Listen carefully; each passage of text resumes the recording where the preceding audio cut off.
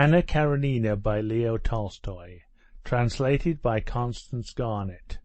Book 6, Chapter 20. "Here's Dolly for you, Princess. You were so anxious to see her," said Anna, coming out with Darya Alexandrovna onto the stone terrace, where Princess Varvara was sitting in the shade at an embroidery frame, working at a cover for Count Alexei Krylovitch's easy chair. "She says she doesn't want anything before dinner, but please order some lunch for her, and I'll go and look for Alexei and bring them all in." Princess Varvara gave Dolly a cordial and rather patronizing reception, and began at once explaining to her that she was living with Anna because she had always cared more for her than for her sister Katerina Pavlovna, the aunt who had brought Anna up, and that now, when every one had abandoned Anna, she thought it her duty to help her in this most difficult period of transition. "Her husband will give her a divorce, and then I shall go back to my solitude. But now I can be of use, and I am doing my duty, however difficult it may be for me, not like some other people. And how sweet it is of you, how right of you to have come. They live like the best of married couples. It's for God to judge them, not for us. And didn't Beryozovsky and Madame Avanievna and Sam Nikandrov and Vasiliev and Madame Mamanovna and Lisa Neptunovna, did no one say anything about them? And it is ended by their being received by everyone, and then, c'est un intérieur si joli, si comme il faut, tout à fait à l'anglais. On s'est réunis le matin au breakfast, et puis on s'est séparés. Every one does as he pleases till dinner-time. Dinner at 7 o'clock. Stiva did very rightly to send you. He needs their support. You know that through his mother and brother he can do anything. And then they do so much good. He didn't tell you about his hospital. Ça serait admirable. Everything from Paris." Their conversation was interrupted by Anna, who had found the men of the party in the billiard-room and returned with them to the terrace. There was still a long time before the dinner hour. It was exquisite weather, and so several different methods of spending the next 2 hours were proposed. There were many methods of passing the time at Vozdvizhenskoe, and these were all unlike those used in Pokrovskoe. "Un partie de lawn tennis?" Veslovsky proposed with his handsomest smile. "We'll be partners again, Anna Arkadyevna." "No, it's too hot.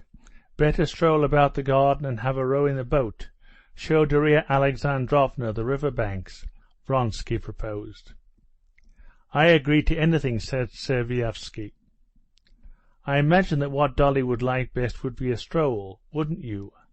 And then the boat, perhaps," said Anna. So it was decided. Veslovsky and Tuskevich went off to the bathing-place, promising to get the boat ready and to wait there for them.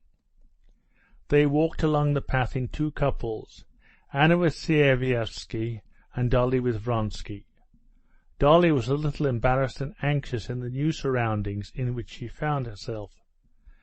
Abstractly, theoretically, she did not merely justify, she positively approved of Anna's conduct. As is indeed not infrequent with women of unimpeachable virtue, weary of the monotony of respectable existence, at a distance she not only excused illicit love, she positively envied it. Besides, she loved Anna with all her heart. But seeing Anna in actual life among these strangers, with this fashionable tone that was so new to Darya Alexandrovna, she felt ill at ease.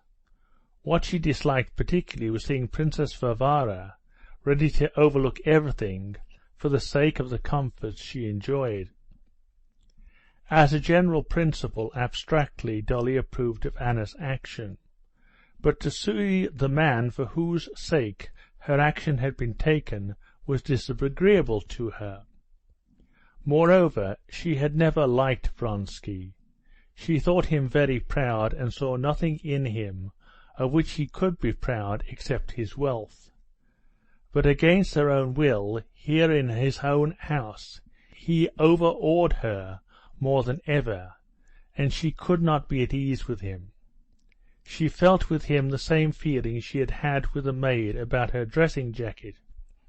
Just as with the maid, she had felt not exactly ashamed, but embarrassed at her darns, so she felt with him not exactly ashamed, but embarrassed at herself.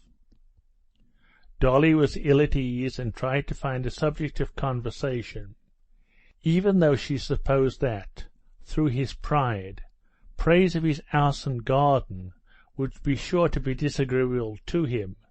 She did all the same tell him how much she liked his house.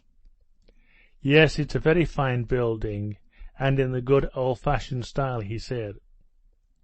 I like so much the court in front of the steps. Was that always so? Oh, no, he said, and his face beamed with pleasure. If you could only have seen that court last spring. And he began, at first rather diffidently, but more and more carried away by the subject as he went on, to draw her attention to the various details of the decoration of his house and garden.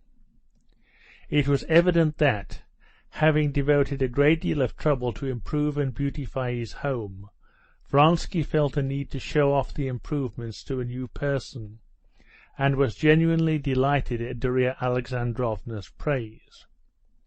If you would care to look at the hospital and are not tired, indeed it's not far. Shall we go? He said, glancing into her face to convince himself that she was not bored. Are you coming, Anna? He turned to her. We will come, won't we? She said, addressing Sevievsky. Mais il ne faut pas laisser le pauvre Veslovsky et Tushkiev se morfondre là dans le bateau. We must send and tell them. Yes, this is a monument he is setting up here, said Anna, turning to Dolly with that sly smile of comprehension with which she had previously talked about the hospital. Oh, it's a work of real importance, said Sevievsky. But to show he was not trying to ingratiate himself with Vronsky, he promptly added some slightly critical remarks. I wonder, though, Count, he said, that while you do so much for the health of the peasants, you take so little interest in the schools. C'est devenu tellement commun les écoles, said Vronsky. You understand it's not on that account, but it just happens so. My interest has been diverted elsewhere. This way, then, to the hospital, he said to Darya Alexandrovna, pointing to a turning out of the avenue. The ladies put up their parasols and turned into the side path. After going down several turnings and going through a little gate, Darya Alexandrovna saw, standing on rising ground before her, a large, pretentious-looking red building almost finished. The iron roof, which was not yet painted, shone with dazzling brightness in the sunshine. Besides the finished building, another had been begun, surrounded by scaffolding. Workmen in aprons standing on scaffolds were laying bricks, pouring mortar out of vats and smoothing it with trowels. How quickly work gets done with you, said Sevievsky. When I was here last time, the roof was not on. By the autumn it will all be ready. Inside almost everything is done, said Anna. And what's this new building? That's the house for the doctor and the dispensary, answered Vronsky, seeing the architect in a short jacket coming towards him, and excusing himself to the ladies, he went to meet him. Going round a hole where the workman was slaking lime, he stood still with the architect and began talking rather warmly. The front is still too low, he said to Anna, who had asked what was the matter. I said the foundation ought to be raised, said Anna. Yes, of course, it would have been much better, Anna Arkadyevna, said the architect, but now it's too late." "Yes, I take a great interest in it," Anna answered Sviazhsky, who was expressing his surprise at her knowledge of architecture. "This new building ought to have been in harmony with the hospital. It was an afterthought, and was begun without a plan." Vronsky, having finished his talk with the architect, joined the ladies and led them inside the hospital. Although they were still at work on the cornices outside and were painting on the ground floor, upstairs almost all the rooms were finished. Going up the broad cast-iron staircase to the landing, they walked into the first large room. The walls were stuccoed to look like marble, the huge plate-glass windows were already in, only the parquet floor was not yet finished, and the carpenters, who were planing a block of it, left their work, taking off the bands that fastened their hair, to greet the gentry. "This is the reception room," said Vronsky. "Here there will be a desk, tables and benches, and nothing more." "This way, let us go in here." "Don't go near the window," said Anna, trying the paint to see if it were dry. "Alexey, the paint's dry already," she added. From the reception room they went into the corridor. Here Vronsky showed them the mechanism for ventilation on a novel system. Then he showed them marble baths and beds with extraordinary springs. Then he showed them the wards, one after another, the storeroom, the linen room, then the heating stove of a new pattern, then the trolleys, which would make no noise as they carried everything needed along the corridors, and many other things. Sviazhsky, as a connoisseur in the latest mechanical improvements, appreciated everything fully. Dolly simply wondered at all she had not seen before, and, anxious to understand it all, made minute inquiries about everything, which gave Vronsky great satisfaction. "Yes, I imagine that this will be the solitary example of a properly fitted hospital in Russia," said Sviazhsky. "And won't you have a lying-in ward?" asked Dolly. "That's so much needed in the country. I have often—" In spite of his usual courtesy, Vronsky interrupted her. "This is not a lying-in home, but a hospital for the sick, and is intended for all diseases, except infectious complaints," he said. "Ah, look at this," and he rolled up to Darya Alexandrovna an invalid chair that had just been ordered for the convalescents. "Look." He sat down in the chair and began moving it. The patient can't walk, still too weak perhaps, or something wrong with his legs, but he must have air, and he moves, rolls himself along.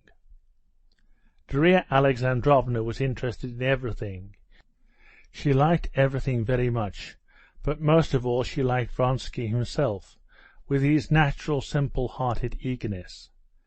"Yes, he's a very nice, good man," she thought several times, not hearing what he said, but looking at him and penetrating into his expression, while she mentally put herself in Anna's place.